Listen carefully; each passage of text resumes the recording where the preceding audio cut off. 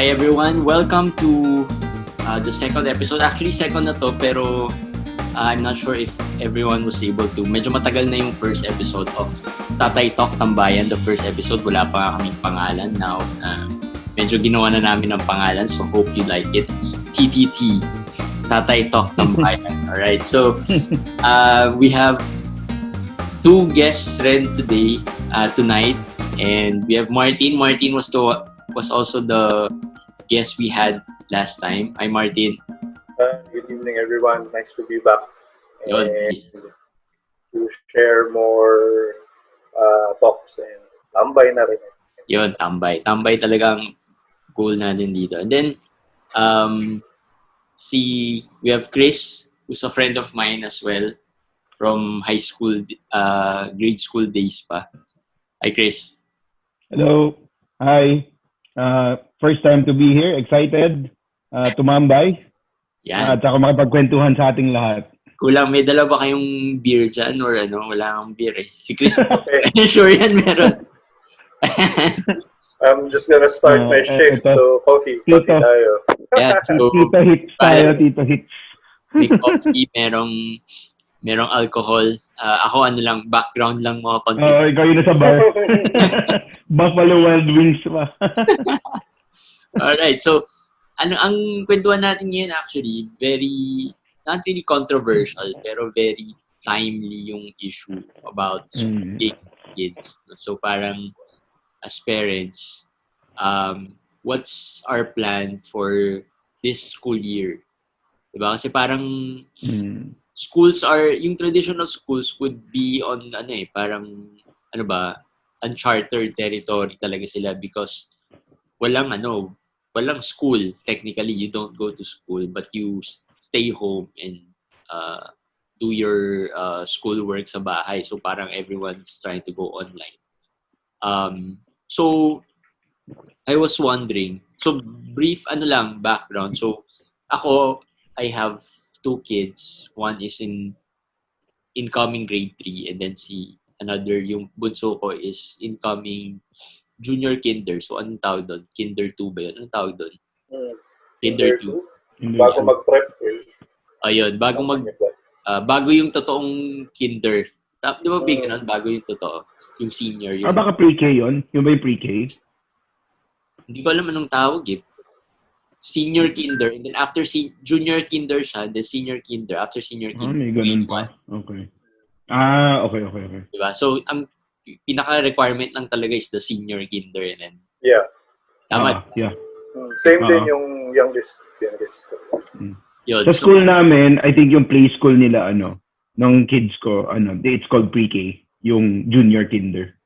Ayun. So, So, si Chris, brief background lang kung So I have two kids. One is an incoming kinder, and he's just transferring to a bigger school. Yung youngest ko, yung second ko, girl, she's in play school ngayon, but it's a progressive play school. So, yun yung background. So, pero one pa lang ang papasok talaga? Yes. Well, ito, yung boy namin, yung eldest, we decided to, enroll him na sa big school, sa kinder. Mm-hmm. Pero yung isa, yung second, we still decided, kasi yung play school offered, an online class also. And even during the summer, they've been, pilot testing how to do it. And mukhang hiyang naman. So, in-enroll din namin siya for the school year, play school. Okay. So, si Martin is the most experienced. Yeah. Well, I have three kids. One in high school, incoming second year, grade 8. Then another one in elementary, grade 5, something like that. So, and then yung youngest ko is parang pre-K or junior kinder. So, before siya lumipat na sa big school. But he's been in school since last year. So, when it comes to this topic, no, medyo coverage namin yung from baby elementary hanggang wala lang akong college, so ibang usapan na yun. Different stages, different challenges, di ba? So sa kayo ba, have you considered, kasi kami we considered going homeschool eh. Ikaw ba, Martin? Did you consider doing homeschool? Yes. Number one, when this all started, that's the plan, no? Na i-homeschool na sila kasi like me, my wife is really someone at home lang. She works from home all the time. And then yun nga, when this all started, I also started working from home. So we're thinking na, pwede naman na sa bahay na lang din sila kasi nga, mahirap na. But then, we started to discuss about it with my kids, like yung eldest. Sabi niya, ang hirap naman nun kasi nga, syempre, andun yung factor ng friends, andun yung factor ng sports, because my eldest is a varsity ng football for their school, no? So, that's a factor again. Then, yun na nga, for yung second naman, ganun din. Meron siyang mga friends doon na, like right now, hindi naman siya adapt pa sa social media. So, nakakausap niya lang yon pag nasa school. Kasi wala pa naman silang mga Facebook and all that, unlike the eldest na may mga Facebook na, they can messenger every time, they can talk online pag naglalaro. Yun nga, so doon naka-factor in yung parang kung mag-homeschool sila, mabubura lahat yun. Siguro, yun nga, syempre, it's a discussion between us, hindi lang naman sa amin directly. Kasi it's something na we have to check na rin sa school kung ano ba yung plano nila. Yeah. Technically, di ba? Kasi nga, hindi naman pwedeng, kasi like my two kids, they're in a all-boys school in Makati. So, siguro alam nila ako ng school yun. And very technical course pa yung pag nasa high school. So, I don't think that can be done remotely or via video kung ang technical courses nila is aircon, diba? Yung aircon, yung mechanical, yung electrical. So, I think right now what they're saying is that they're planning to have it in phases. First quarter is fully online. Fully online. Fully online. Second quarter, there's going to be a hybrid. So, medyo hindi rin namin alam paano yung hybrid. And then by the third quarter, which is mid next year, around March, April next year, yun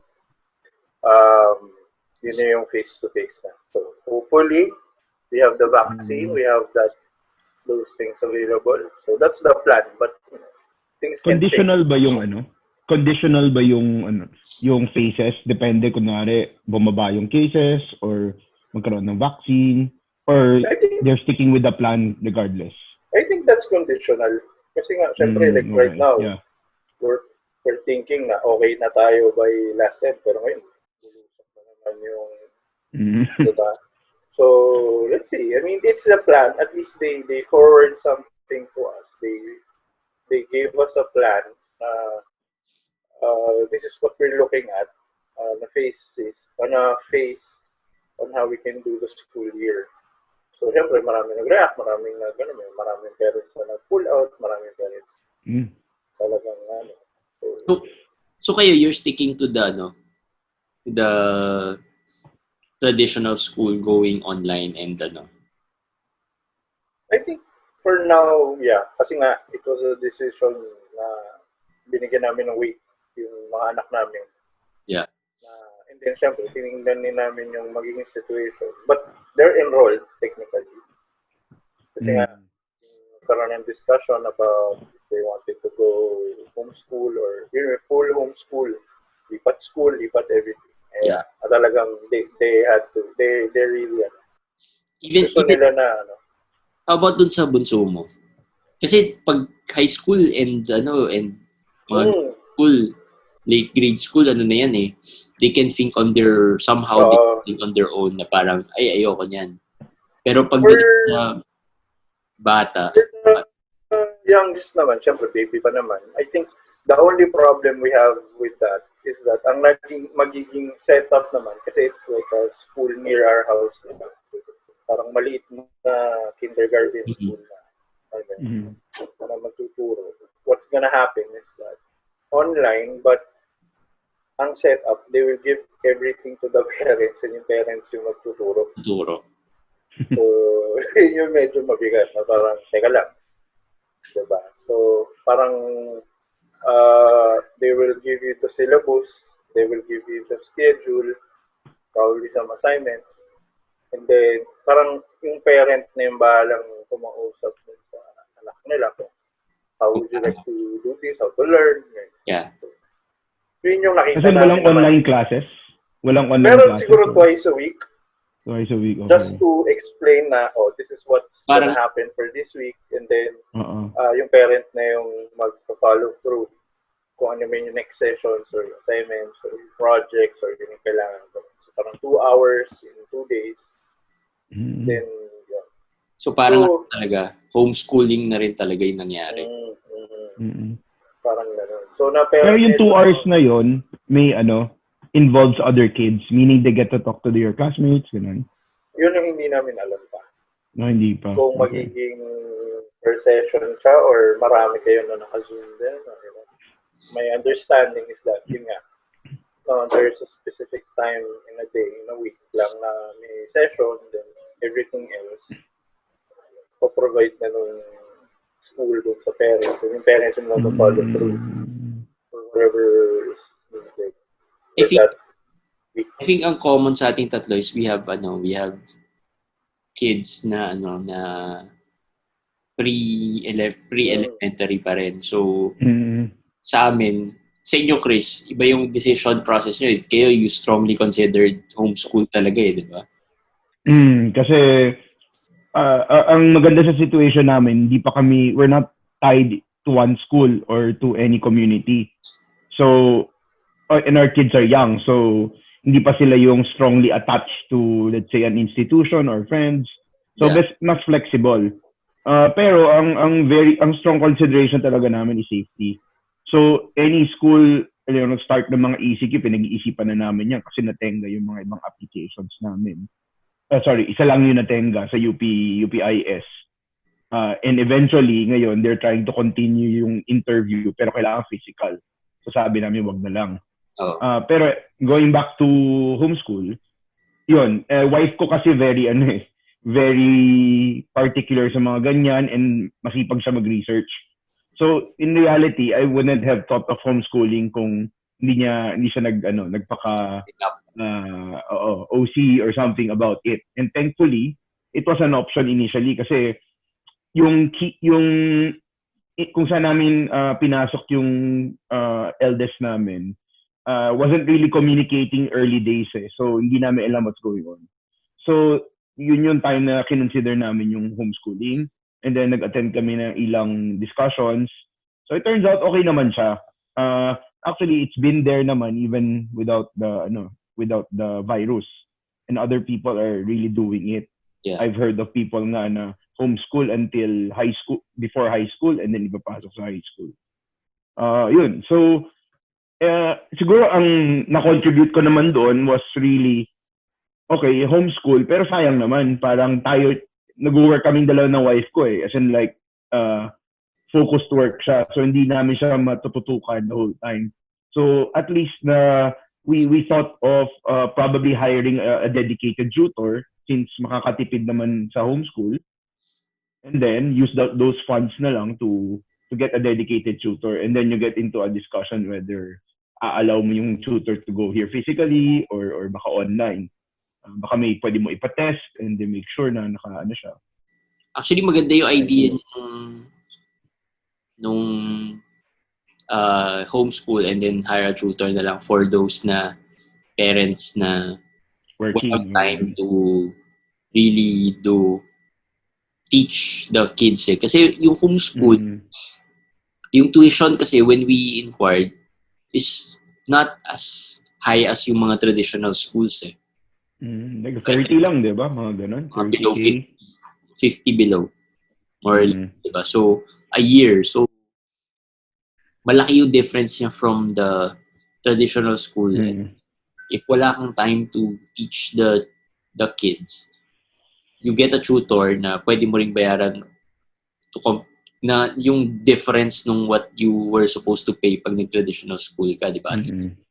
Parang halos same na lang rin yung lalabas. But, yun nga, may physical teaching.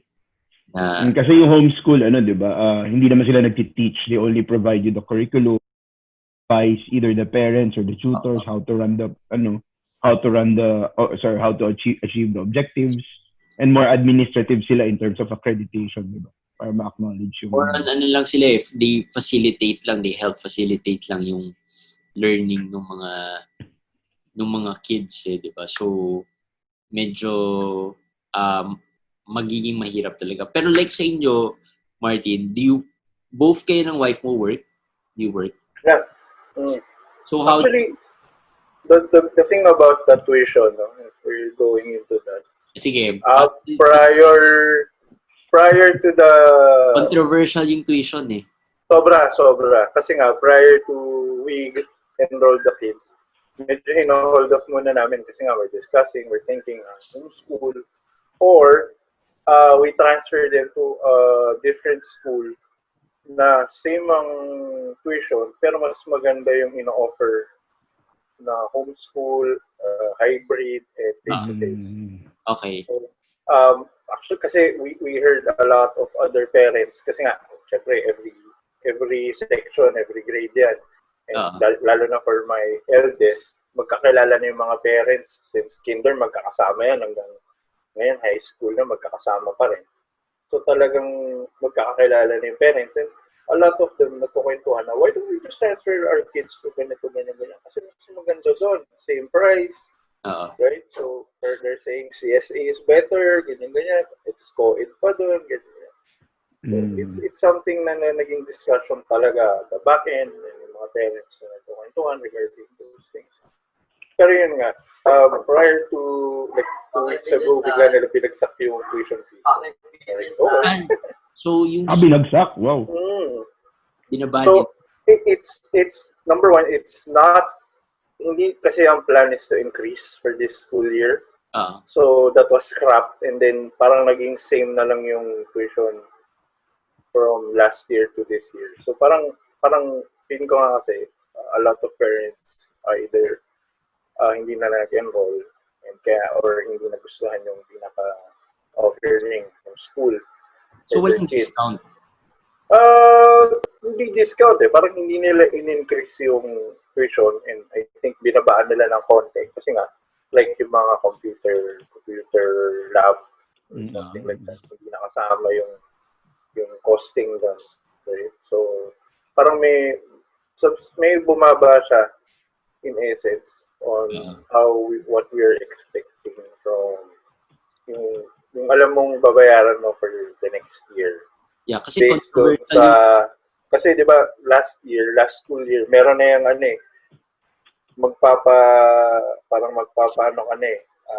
reserve ka na and you know na how much the tuition is for the next year. So, based on, compared sa binayaran namin talaga, medyo iba. So, parang kami, okay, sige, let's see.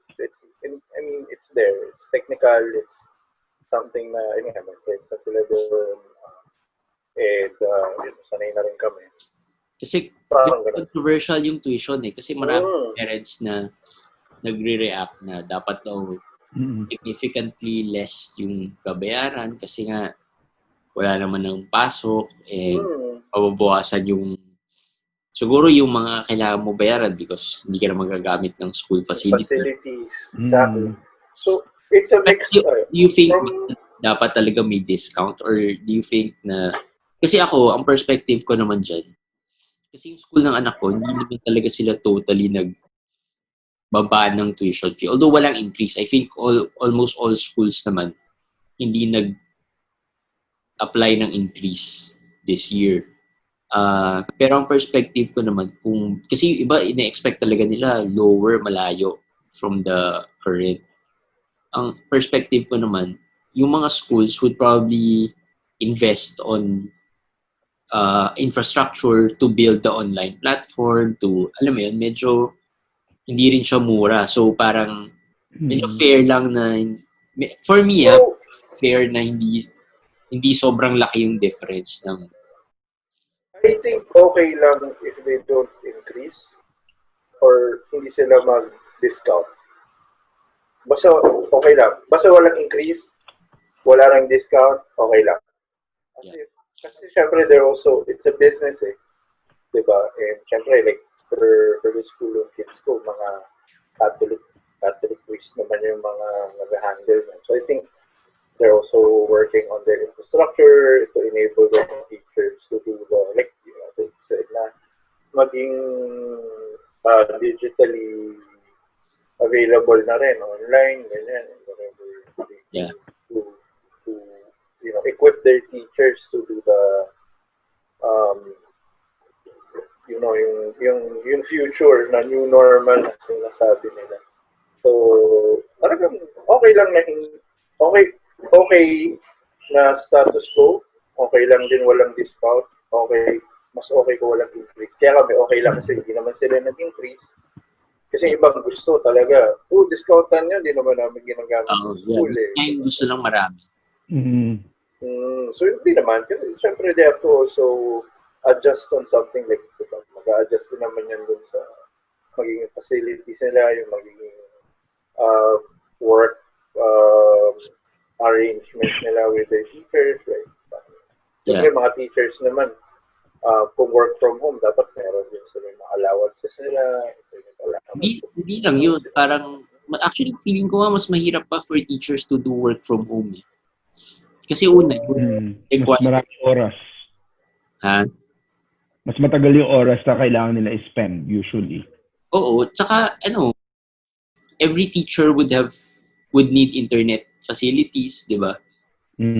So, pag may mga teachers na hindi capable of paying the internet, or wala naman talaga silang internet, you'd have to most likely subsidize yung internet nila. Eh, pwede naman gawin ng school is to let the teachers go to school. Tapos doon sila magklase. Tapos you pay for the schools, yung school would, lalagyan lang nila ng internet facility yung school na kaya school-wide, diba? Hindi naman sila magdidikit-dikit, diba? So, si Chris, I think, tinry niyo yung diba? Online, ang tawag dito, online class for the school, diba? Kamusta yun with the younger kids?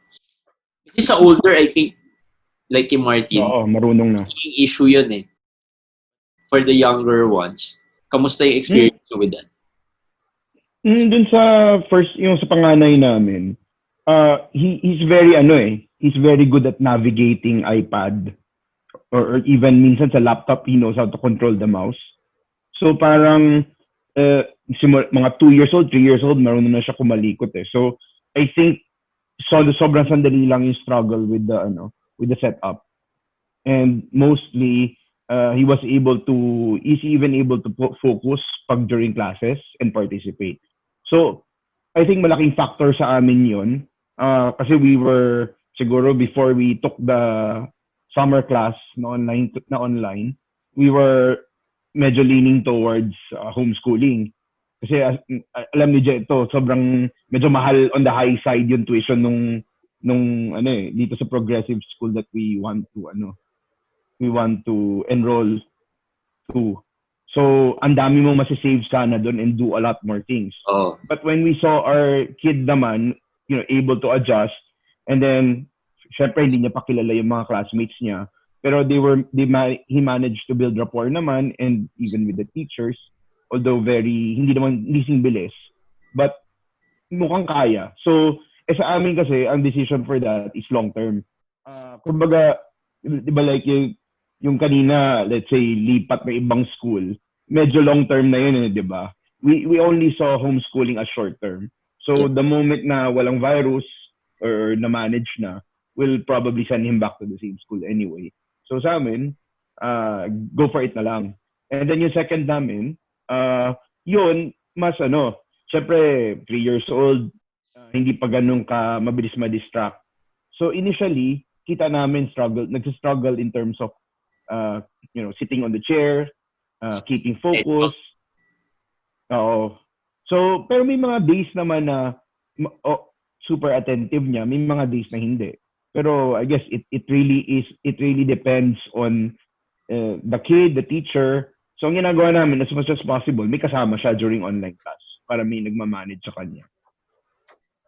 Parang hindi naman maiwasan, I think, at this point, pag medyo bata pa yung mga anak natin, kailangan talaga may kasama eh. So, even yung grade 3 ko, grade 3, I think, kailangan at least bantayan to see na nakikinig siya and naintindihan niya. Kasi tayo rin yung magtuturo eh, eventually, di ba? Ano yung maganda lang doon sa school na yung big school nung eldest namin is medyo upfront naman sila kung saan mapupunta yung binabayad namin. So, ganun rin yung situation namin. Hindi sila nag-increase from last year, pero they were upfront na yung miscellaneous dati, we're keeping it because bibigyan namin ng dedicated internet yung teachers, mag-subscribe kami to tools and ganito to make the learning better.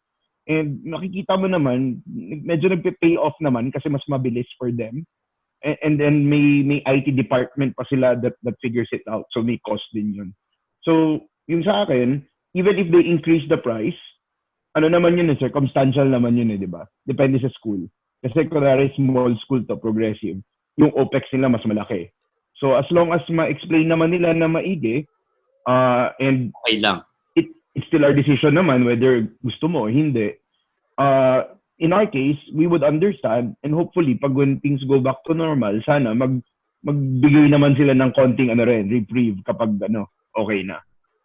Hindi, pag nag-level up na yung kid namin, baka pwedeng hindi ganun kataas yung mga increases, diba? Yeah. Pero kami initially medyo close kami. We were close to parang deciding to enroll na to online eh. Pero I think nagbigay yung school ng option that we were close to enrolling na sa homeschool, pero nagbigay yung school ng option na you can get the modules from the school, the worksheets and all, and then sa bahay mo na gagawin. So parang homeschool ka pa rin, but yung mga worksheets and all, yung school na magpro-provide. So naisip namin, it's not a bad alternative na kasi parang kukunin mo lang naman sa school and then sa bahay ka pa rin magtuturo, wala pa rin physical na pagpasok, diba? Pero isang naging issue sa amin is yung sinabi ni Martin kanina na yung parang hybrid na pagdating ng third quarter, pwedeng papasukin na rin yung mga students.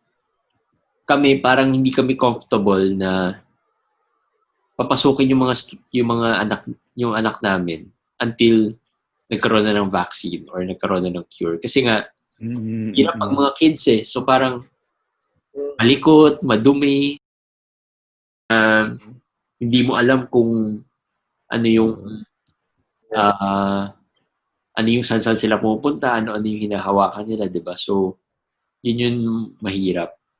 Ang maganda lang dun sa school nitong eldest is nung nag-explain sila nung process, medyo clear in the sense na ngayon online lahat. And then yung hybrid, they call it blended, meaning a combination of online and physical learning. Pero may certain milestones that have to be met, meaning kailangan bagsak yung cases and kailangan hopefully may vaccine. Pero hindi naman strict requirement yung vaccine. Pero even if they shift to blended, they still give you the option to do full online. Meaning, nasa room yung iba, kung in-off mo online, edi may parang screen doon or something. So you'll miss out on a little bit, but part ka pa rin nung learning. Yeah.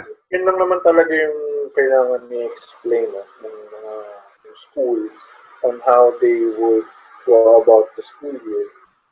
That's the thing that with our school ng kids namin, kasi talagang daming violent reaction. Ano ba plano nyo? Sabi ni Digon, hindi daw until may vaccine. Sabi ni sabi ni DepEd, ganito ganyan, ganito ganyan. So, actually, kasi from what the news is providing us, kaliwat kanan batuhan-batuhan, di mo alam kung ano yung final.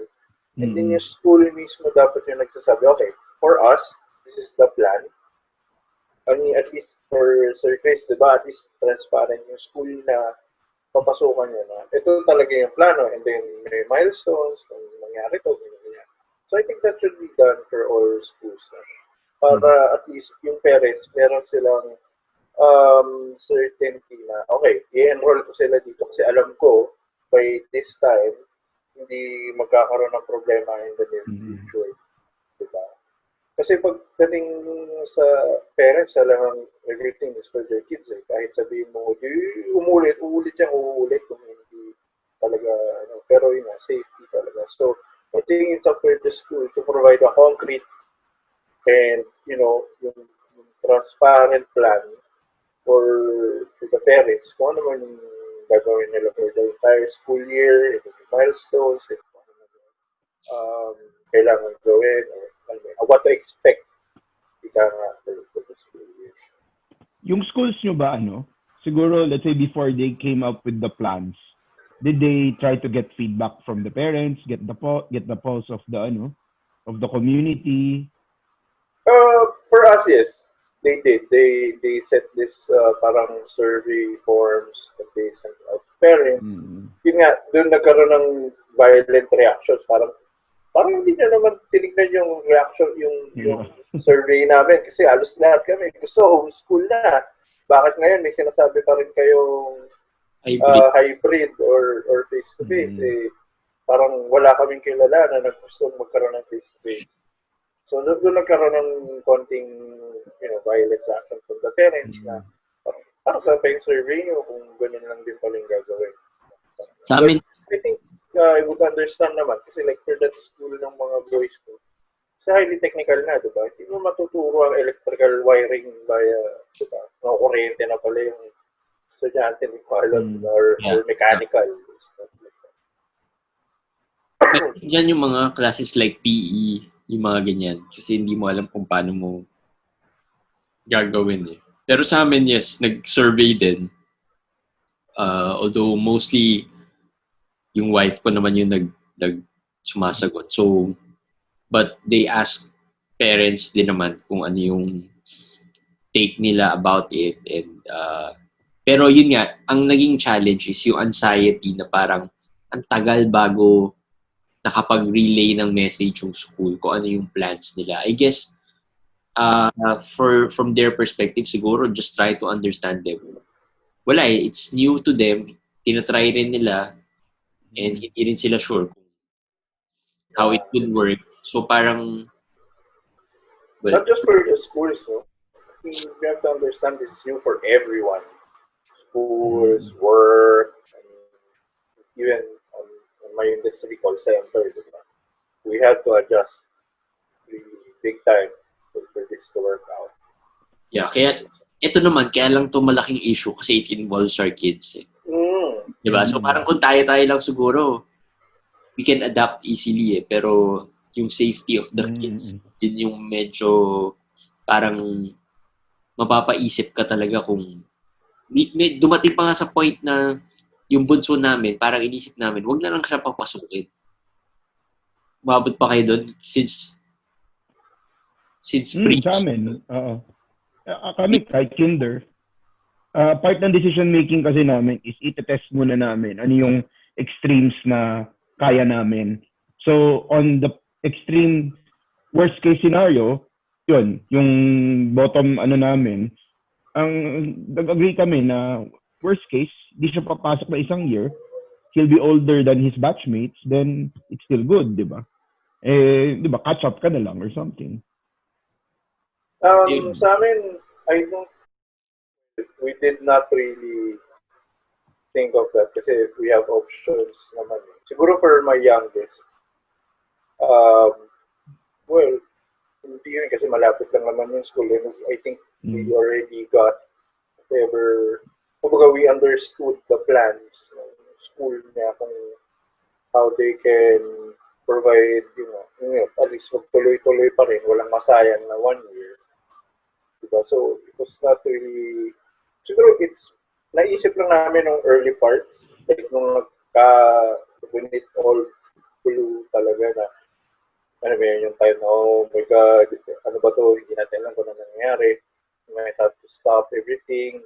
Pero, lately, lalo na nung malapit na yung enrollment, or tapos na yung enrollment, doon kami nagkaroon na medyo, okay, sige, ganito, discuss about it.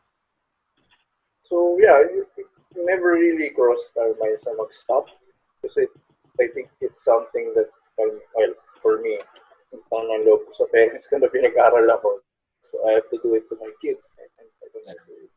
I will never tell my kids, you have to stop for any other reason, maybe money or circumstances. Kasi para sa akin, it's the number one thing. You should be studying in this point in your life. You have to be good at what you do. You should be studying. And yun, parang, kumbaga, gagapang ko kayo. I mean, that's my mom's parating na sinasabi sa akin. Gagapang ko kayo, anak, para lang makatapos. So it's the same thing with them. May it be money, may it be circumstances. Gagapang ko talaga sila just to make sure na tuloy-tuloy pag-aaral nila. Parang gano'n.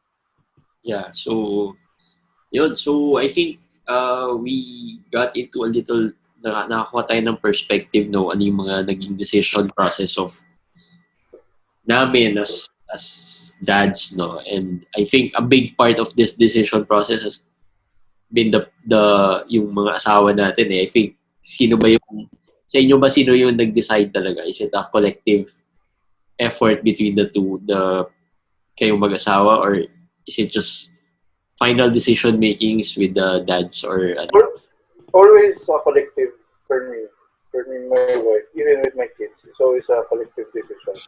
Not just for them. Kahit yung, kunyari, for the family in itself. Let's say, for example, pag lipat ng school, we ask them if they want to. Alam mo yun, pag lumipat ako ng work, ganyan, okay lang ba sa kanila, ganyan. So, all aspect of decision making kasi in my family, we have to let them know. Para hindi rin sila nagugulat na, bakit ganun, bigla na lang. So, when it comes to the big ones, yeah, it's the wife and I. We discuss, sabihin niya ano yung okay, ano yung hindi. Then, pag-usapan namin. Then, by the time na magpag-agreehan namin, then dito na nire-raise namin sa mga bata. Ganito, kasi ganito, ganyan. So, yun nga eh. So, there was a time na talagang palano na namin sila lipat ng school. Pero yun nga.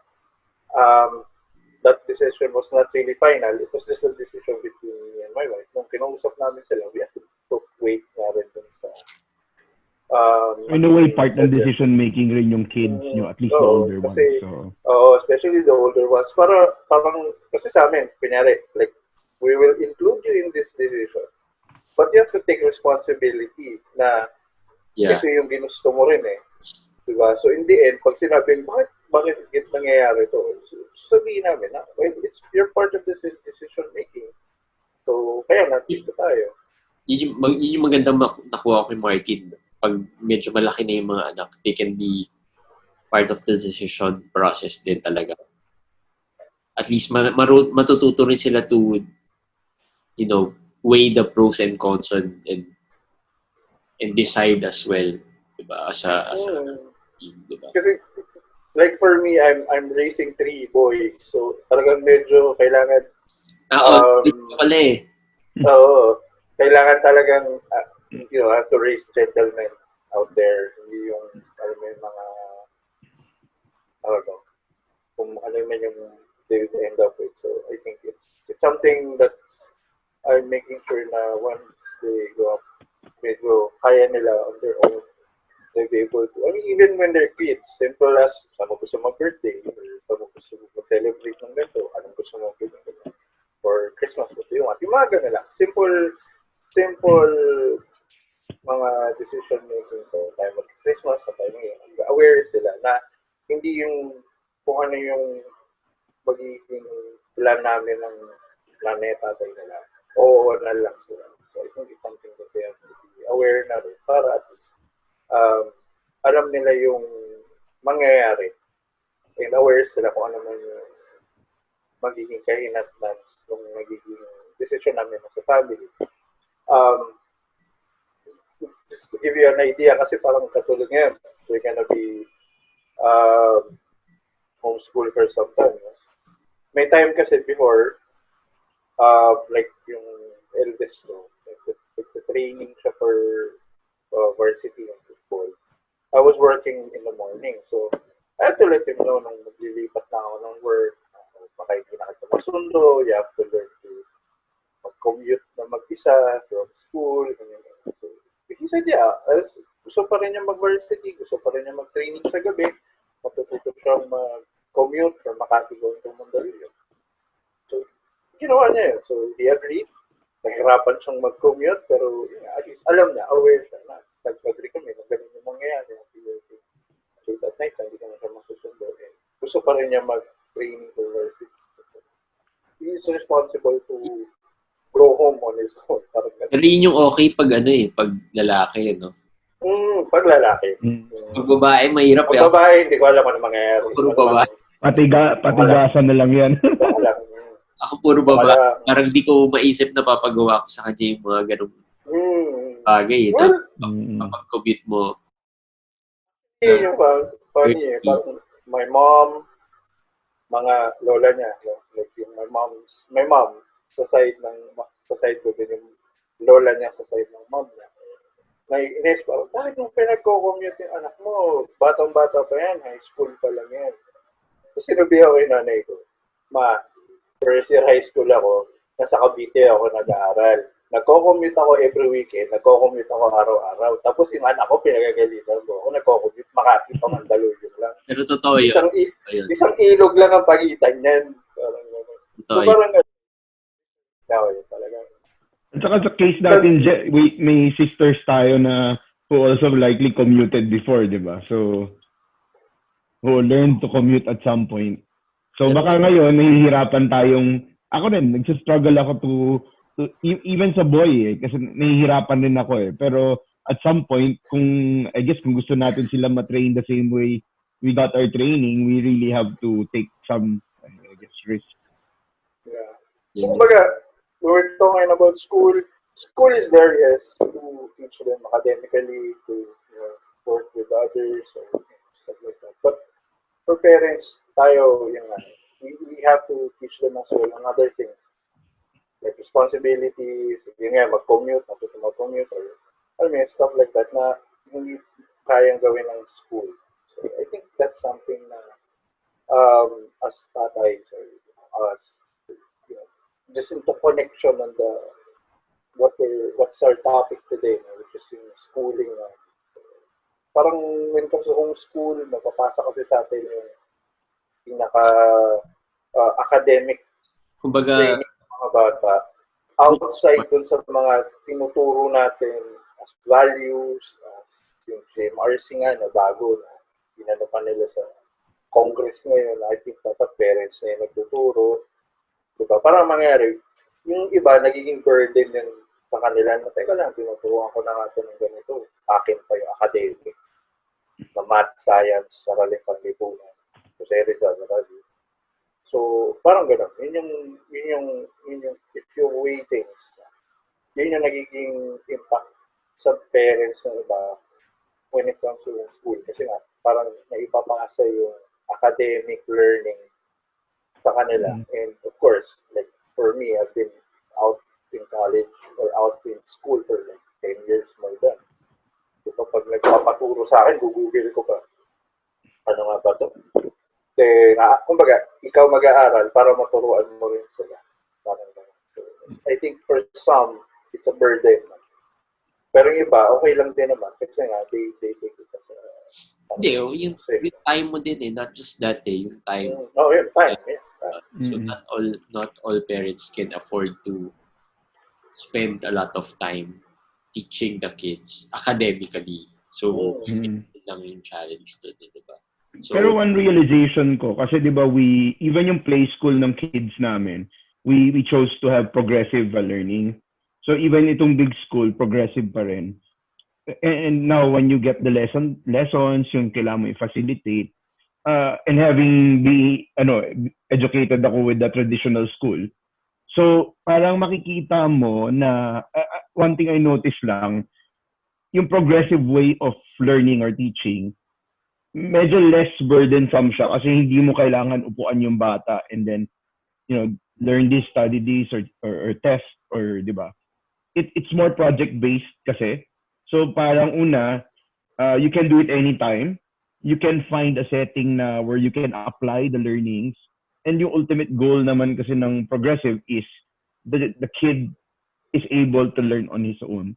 So in a way, I'm hoping na pag na-pick up yun, less teaching for the parent, more learning for the kid because marunong kaya niya nang tiruan sarili niya and actually engage with the objectives ng ano. Kumbaga parang maging more dependent sila in terms of their... Parang gano'n. Yun yung objective ng ano. Yeah. Alright.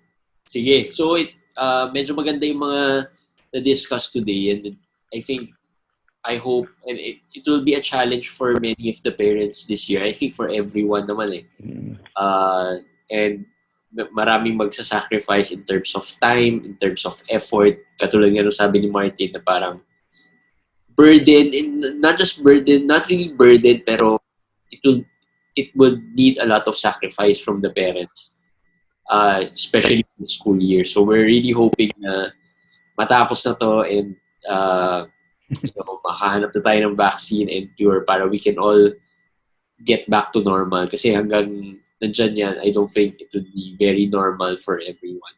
So yun, and I hope marami kayo nakuha from this discussion and this. Pero share ko lang isang view perspective ko lang doon. Pag when I talk with my wife and parang we seem to treat it as a sacrifice or a burden. Actually, even work setting or even educational setting, I think there's something more optimistic ako. There's something we can learn new from this. That hopefully when things go back to normal, it would create opportunities for the people who have learned something, adjust more with technology and maximize it. So parang more on lang to, kahit uncharted territory, parang yung mga nakatutok, yung mga nag-evolve will actually benefit from it.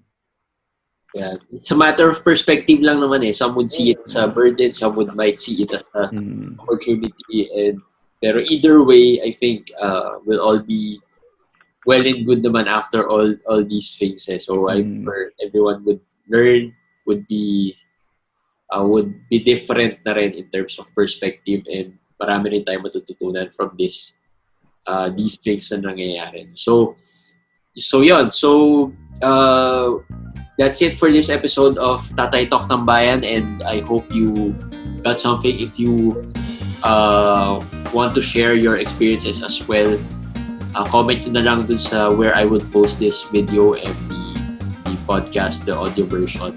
So thanks Martin, thanks Chris for joining Thank you. Next episode of Tatay Talk ng Bayan. Bye guys. Thank you, everyone. Okay, bye.